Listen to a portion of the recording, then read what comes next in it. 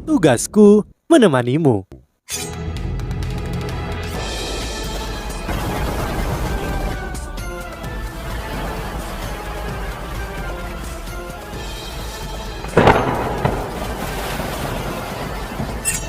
Hai sahabat Pasuk, kembali lagi bersama alur cerita versi novel Solen 2 Sekte Tang yang tak tertandingi. Jangan lupa like, subscribe, dan nyalakan tanda lonceng. Mari kita lanjutkan. Senior tertua, senior kedua, senior ketiga, senior keempat, dan senior kelima semua ada di sana. Kamu satu-satunya yang hilang. Hadiah ulang tahun apa yang kamu inginkan? Yuho bertanya dengan rasa bersalah. Wang Dong hampir menggelengkan kepalanya, tetapi sepertinya memikirkan sesuatu dan berkata, "Apakah kamu mau memberikan apapun yang aku inginkan?" Yuho tertawa, "Itu harus berada dalam kemampuanku." Mereka mengobrol karena Yuho sudah melewatkan satu ulang tahunnya dan akan melewatkan 2 ulang tahun Wang Dong saat ia kembali. Wang Dong akan meminta 3 permintaan pada saat Yuho kembali nanti. Suara Wang Dong terdengar serak. Aku berubah pikiran. Kamu harus melakukan salah satu dari 3 hal yang kamu janjikan terlebih dahulu kepadaku." "Apa itu?" Yuho juga tidak terdengar sepenuhnya tenang. Wang Dong berkata, "Ketika kamu berada di sana, kamu harus memprioritaskan tubuhmu sendiri dan tidak berlatih terlalu keras.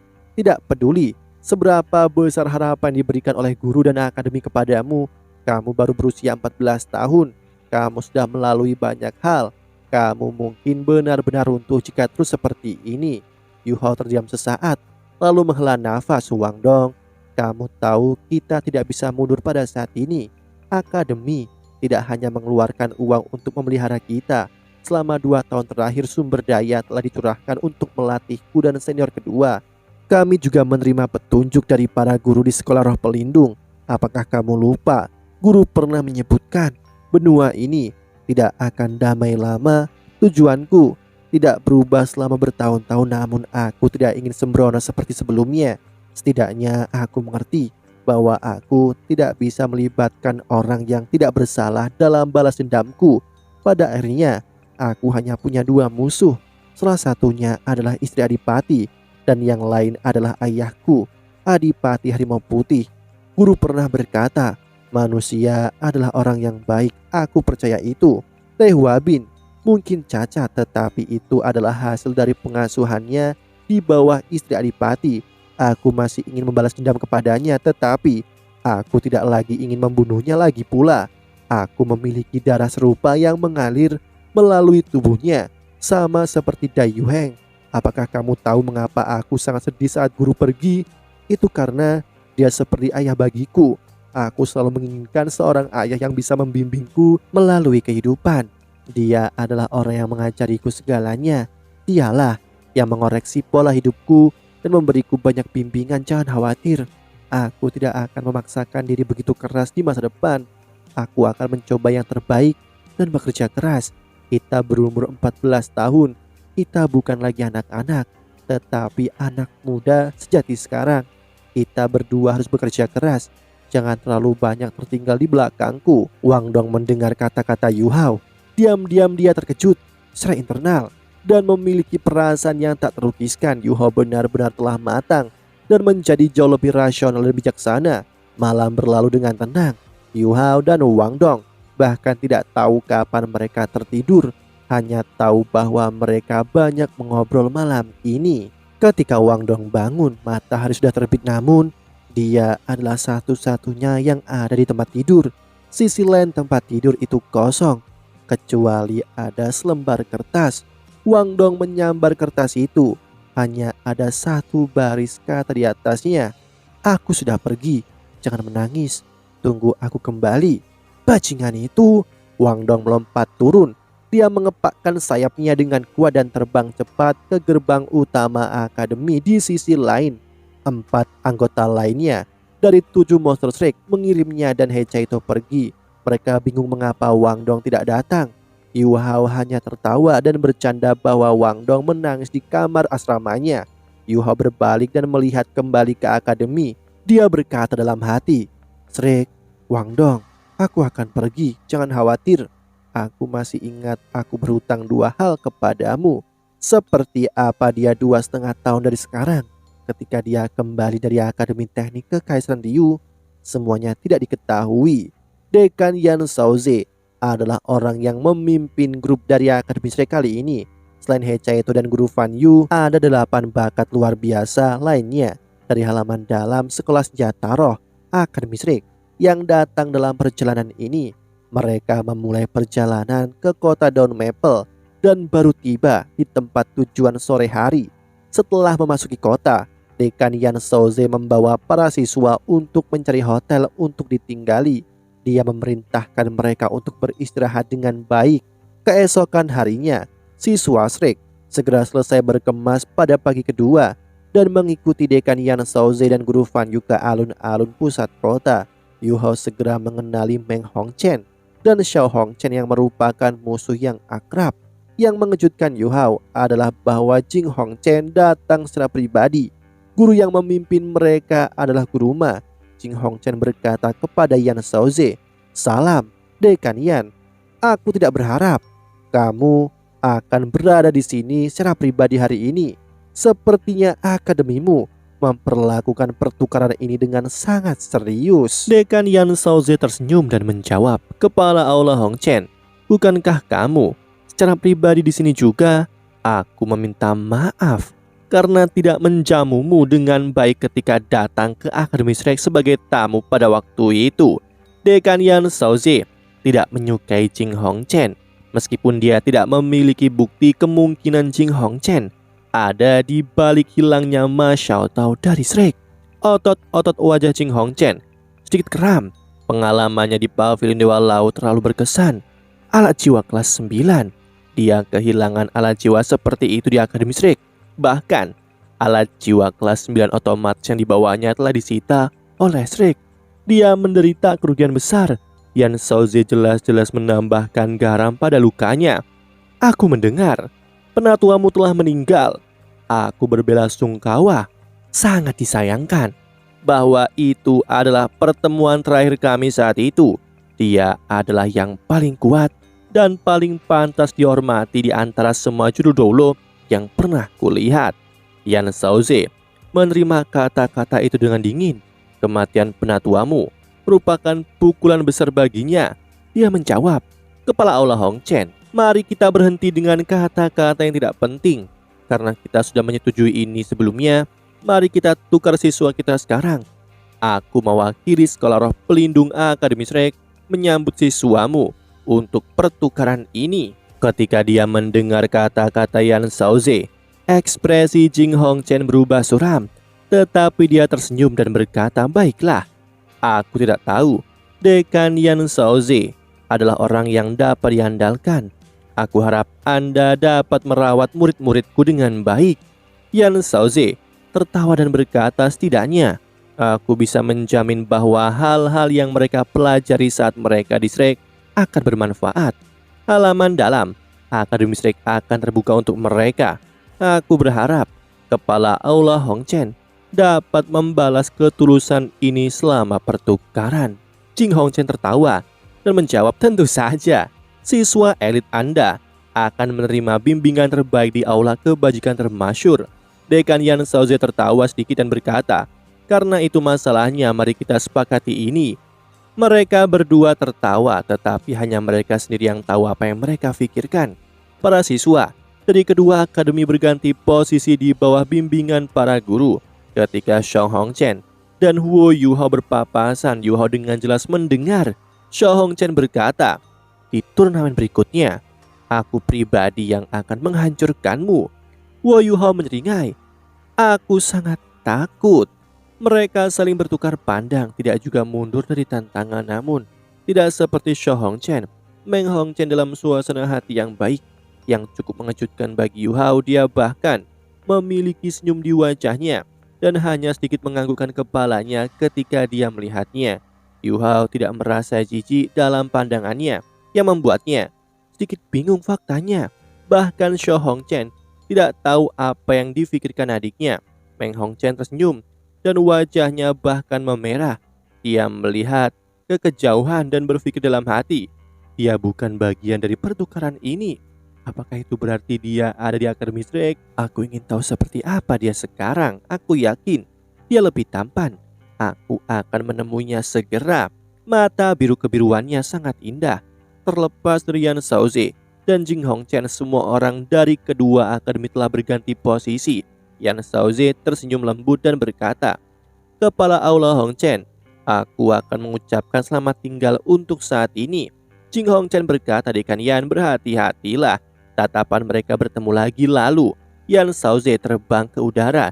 Dia bahkan tidak perlu menggunakan alat jiwa tipe terbang alih-alih. Semua tangga yang tak terlihat tampaknya ada di langit dan mengarah ke atas. Di bawah bimbingan Guruma, semua orang dari Akademi Teknik Kekaisaran Ryu mengeluarkan alat roh tipe terbang dan mengaktifkannya. Namun mereka terkejut ketika melihat Yan Shaoze meluncur ke udara. Apakah ini kekuatan Dolo Transcendent? Jing Hongchen tidak buru-buru pergi. Dia menyaksikan Yan Shaoze pergi bersama siswanya. Agak termenung. Dia juga bisa terbang sendiri. Dia juga seorang judul Doulo. Namun dia tidak bisa melakukan apa yang dilakukan Yan Shaoze. Bagaimanapun Yan Shaoze bahkan tidak menggunakan kekuatan jiwa. Meskipun penatuamu telah meninggal, Akademi Drake masih merupakan kekuatan besar. Jing Hongchen tersenyum dan kemudian berbalik. Dia menatap Guru Fan Yu dan siswa Akademi Drake sebelum berkata, "Teman-teman, ayo pergi. Aku, kepala dari Aula Kebajikan Termasyhur Jing Hongchen, atas nama Akademi Teknik Kekaisaran Ryu, aku menyambut kalian semua." Jing Hongchen juga melompat ke udara begitu dia selesai berbicara. Dua garis tipis cahaya kemasan perlahan naik di belakang tubuhnya. Yuha mengamati alat jiwa tipe terbang yang dia gunakan dengan hati-hati. Sepertinya sepasang sayap yang sangat tipis dan sangat lembut. Sayap itu tampaknya tidak terbuat dari logam sama sekali. Meskipun cahaya kemasan di sayap melonjak, tidak ada kekuatan jiwa yang bisa dirasakan darinya. Jing Hongchen mengepakkan sayapnya dengan ringan dan naik ke langit dengan mudah. Alat jiwa biasanya terbuat dari logam. Tetapi jenis logam apa yang bisa selunak ini? Guru Fan Yu adalah seorang insinyur jiwa kelas 8, tetapi keterkejutannya bahkan lebih besar dari Yu Hao. Dia bergumam pada dirinya sendiri ketika dia terbang ke udara. Penelitian Aula Kebajikan Termasyhur tentang alat jiwa bionik telah mencapai tingkat seperti ini. Guru Fan Yu dapat dengan jelas merasakan perbedaan kualitas antara Akademi Teknik Kekaisaran Ryu dan Akademi Drake dalam alat jiwa. Celah ini sangat besar. Yu Hao hanya bisa bertanya, "Guru, apa yang Anda maksud dengan alat jiwa bionik?" Guru Fan Yu berkata, "Ini mengacu pada meniru bentuk makhluk hidup dengan alat jiwa. Alat jiwa kemudian akan mengadopsi beberapa karakteristik umum yang ditemukan dalam makhluk yang ditiru." Suara Jing Hongchen dapat terdengar segera setelah Guru Fan Yu selesai berbicara. "Teman-teman, kita harus lebih cepat. Kalau tidak, kita tidak akan mencapai tujuan kita sebelum gelap." Saat dia berbicara, alat jiwa tipe terbang di belakangnya mulai bersinar dengan cahaya keemasan. Itu seperti lapisan emas cahaya telah turun dari surga, dan mereka semua diliputi di dalamnya. Beberapa siswa berusaha menahan diri karena terkejut, tetapi Guru Fan Yu menghentikan mereka. Sayap selebar lebih dari 10 meternya mengepak dengan ringan. Jing Hongchen berbalik dan tersenyum pada mereka. Cahaya keemasan menjadi lebih intens dan pemandangan di sekitarnya mulai kabur. Yu Hao mengerang, berhasil menstabilkan dirinya dengan bantuan Hechaito dan kemudian melepaskan deteksi spiritualnya untuk menganalisis lapisan cahaya. Namun upaya untuk melakukannya berakhir dengan kekuatan spiritualnya yang dipecah oleh aliran udara. Untungnya dia menghentikan deteksi spiritualnya cukup cepat sehingga dia tidak terluka. Segala sesuatu di luar menjadi kabur. Tetapi meskipun demikian, para siswa dari Akademi Drake tidak merasakan apa-apa. Hampir seperti mereka berada di ruangan yang sunyi. Mereka bahkan tidak bisa mendengar suara angin di luar. Bahkan mereka tidak menyadari mereka bergerak jika bukan karena mereka dapat melihat pemandangan diperbesar. Ekspresi Guru Fan Yu mengeras. Dia sangat sadar bahwa Jing Hongchen pamer, tetapi dia juga mengerti bahwa alat jiwa terbangnya adalah tertinggi di seluruh benua. Pemahaman bionik Akademi Teknik Kekaisaran Ryu pasti telah mencapai tingkat yang sangat tinggi, mengingat fakta mereka dapat menggunakan pada alat jiwa berjenis terbang. Sebaliknya, Akademi Drake masih dalam kegelapan tentang alat jiwa bionik. Yu Hao mulai merenung juga. Dia telah menemukan sejak awal bahwa garis-garis cahaya keemasan akan bersinar di dekat punggung Jing Hongchen. Itu kemungkinan besar berasal dari alat jiwa. Tetapi bagaimana dengan lapisan cahaya yang mengelilingi mereka? Apakah itu juga dibentuk melalui alat jiwa dengan kekuatan jiwa? Yu Hao mengulurkan tangan untuk menyentuhnya dan merasakan tekstur yang halus. Dia tidak tahu dari apa itu terbuat, tetapi dia yakin dia belum pernah melihat yang seperti itu sebelumnya. Awalnya Yu Hao merasa sedih karena berpisah dengan Wang Dong, tapi sekarang dia terpesona dengan alat jiwa ajaib ini. Selama 2,5 tahun ke depan, dia akan belajar di tempat alat jiwa ini dibuat. Kawan, apakah kau baik-baik saja? Suara Jing Hongchen beresonansi melalui lapisan cahaya. Guru Fan Yu mengangguk dan berkata dengan kagum, kepala aula Hongchen, alat jiwa tipe terbangmu cukup mengesankan. Aku tidak berharap penelitian akademimu dalam aspek ini telah mencapai tingkat seperti ini. Jing Hongchen menjawab, ini belum cukup. Aku tidak akan menganggapnya sebagai terobosan besar sampai aku bisa berada di dalam lapisan cahaya pada saat yang sama ketika aku menggunakannya. Sejujurnya, meskipun alat jiwa ini menghabiskan cukup banyak sumber daya yang berharga, ini terutama dibuat untuk tujuan penelitian. Salah satu tujuan dari aula kebajikan termasyhur adalah untuk menciptakan alat jiwa tipe terbang yang dapat membawa banyak orang tanpa menggunakan terlalu banyak kekuatan jiwa. Tentu saja, kami bekerja keras untuk mencapai tujuan ini, tetapi itu bukan sesuatu yang dapat kami capai dalam jangka pendek. Guru Fan Yu menghela nafas dan berkata, setidaknya akademimu memiliki tujuan yang tinggi seperti itu. Ketika hari itu tiba, masa akan dapat terbang melintasi benua dengan mudah. Segalanya akan berubah. Jing Hongchen tertawa dan berkata, itu mungkin bertahun-tahun dari sekarang, tapi aku ragu aku masih hidup untuk melihatnya. Guru Fan Yu yakin kesenjangan dalam teknologi antara akademi mereka lebih kecil daripada kesenjangan dalam pelatihan yang dimiliki oleh master jiwa mereka. Keputusan penatuamu untuk mengembangkan alat jiwa sebelum dia meninggal tidak dilakukan lagi adalah keputusan yang benar, dan kesempatan untuk mengejar tujuan itu tepat di depan mereka. Ibu kota Kekaisaran Ryu disebut sebagai kota Ryu atau kota cahaya. Itu adalah pusat administrasi dan ekonomi Kekaisaran Ryu. Kota itu sangat besar, benar-benar melampaui apa yang dibayangkan para siswa akademi Shrek. Jing Hongchen melambat begitu memasuki kota cahaya. Kita sudah tiba di kota cahaya. Kalian semua akan tinggal di tempat ini selama 2,5 tahun ke depan. Aku harap kalian semua menemukan sesuai dengan keinginan kalian. Kota cahaya adalah kebanggaan Kekaisaran Ryu. Aku yakin bahkan jika seseorang menempatkan kota Starlo, kota Tianhun, dan kota Dowling bersama, mereka masih akan kalah dalam ukuran oleh kota cahaya. Sudah malam ketika mereka tiba. Yu Hao hanya bisa melihat bangunan di segala arah. Sepertinya tidak ada akhir dari kota. Banyak bangunan yang menyala dan bersinar terang seperti bintang-bintang di langit. Yu Hao tampaknya merasakan fluktuasi kekuatan jiwa di tengah-tengah cahaya terang. Guru Fan Yu bertanya kepala Hongchen, mengapa tidak ada tembok kota? Jing Hongchen menjawab, kota cahaya tidak membutuhkan dinding. Suaranya terdengar sangat tenang namun juga penuh jaminan. Kata-katanya memprovokasi, tetapi mereka tidak membocorkan rahasia Kekaisaran Ryu. Jing Hongchen memimpin semua orang saat mereka terbang menuju selatan. Kata-kata Jing Hongchen tidak berlebihan. Masih butuh 15 menit untuk mencapai tepi selatan kota cahaya. Yu Hao bisa mengatakan bahkan jika mereka benar-benar menggabungkan semua ibu kota, itu masih akan kurang dari setengah ukuran kota di bawah mereka. Tidak terlalu jauh di depan mereka, daerah heksagonal yang ditandai oleh cahaya muncul. Jing Hongchen memberitahu semua orang bahwa wilayah ini adalah milik Akademi Teknik Kekaisaran Ryu. Cahaya keemasan tersebar dan Jing Hongchen mendarat dengan semua orang di sebuah alun-alun besar. Lapisan cahaya tersebar dan alat jiwa tipe terbang ajaib menghilang sebelum mereka menyadarinya. Beberapa orang menunggu kedatangan mereka di alun-alun dan datang untuk menyambut mereka. Di antara mereka seorang pria parubaya pendek dan gemuk berjalan menuju Jing Hongchen dan berkata dengan hormat, kepala, semuanya sudah diatur. Jing Hongchen tersenyum dan berkata, biarkan aku memperkenalkan pria ini kepada kalian semua. Dia adalah direktur pengajaran Akademi Teknik Kekaisaran Ryu, Lin Jiaying. Kalian semua akan belajar darinya selama 2,5 tahun ke depan. Jiaying, tolong buat pengajaran yang tepat untuk siswa ini. Guru Fan Yu, tolong ikut aku. Begitu dia selesai berbicara, Jing Hongchen membawa Guru Fan Yu ke tempat lain. Guru Fan Yu bahkan tidak melihat Yu Hao atau He Chaito saat dia pergi. Pada saat ini, pertukaran telah resmi dimulai. Lin Jiayi melambaikan tangan dan orang-orang di belakangnya melangkah maju. Mereka masing-masing memegang nampan dan berdiri di depan seorang siswa Shrek yang berbeda. Selamat datang semuanya ke Akademi Teknik Kekaisaran Ryu. Selama 2,5 tahun ke depan, kalian masing-masing akan dianggap sebagai siswa dari Akademi Teknik Kekaisaran Ryu kami.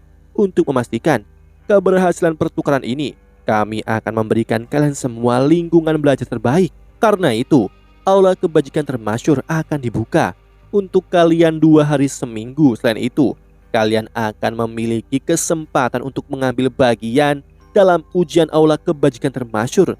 Jika kalian berhasil lulus, kalian akan menjadi anggota Aula Kebajikan Termasyur sampai pertukaran selesai.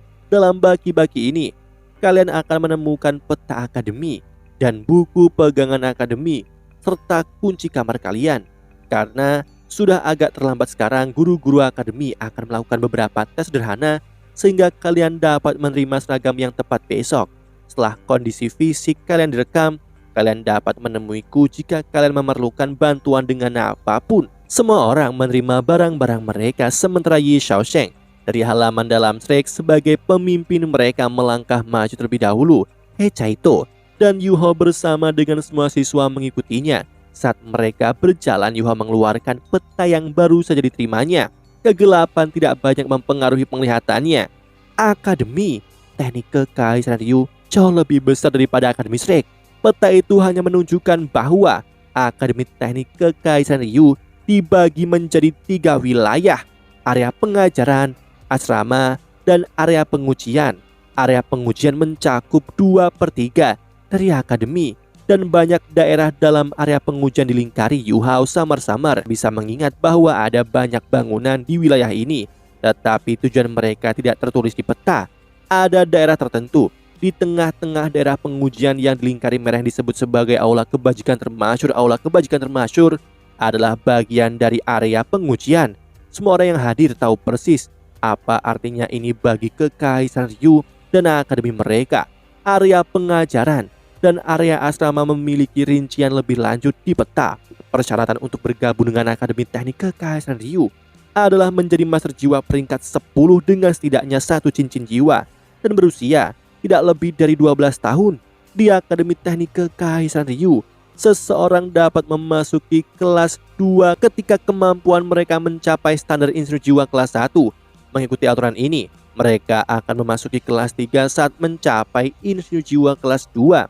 Jika seorang tidak dapat menjadi insinyur jiwa kelas 3 pada saat mereka berusia 18 tahun, mereka harus meninggalkan akademi dan berjuang sendiri. Tetapi jika seseorang dapat memenuhi standar mereka dan menjadi insinyur jiwa kelas 5 pada usia 25 tahun, maka mereka akan memenuhi syarat untuk memasuki Aula Kebajikan Termasyur. Jika mereka tidak mencapai kelas 5 pada umur 25, maka mereka harus pergi. Pada titik ini, para guru membawa Yu Hao dan yang lainnya ke gedung sekolah untuk siswa kelas 1. Yu Hao memperhatikan banyak alat jiwa di seluruh gedung sekolah.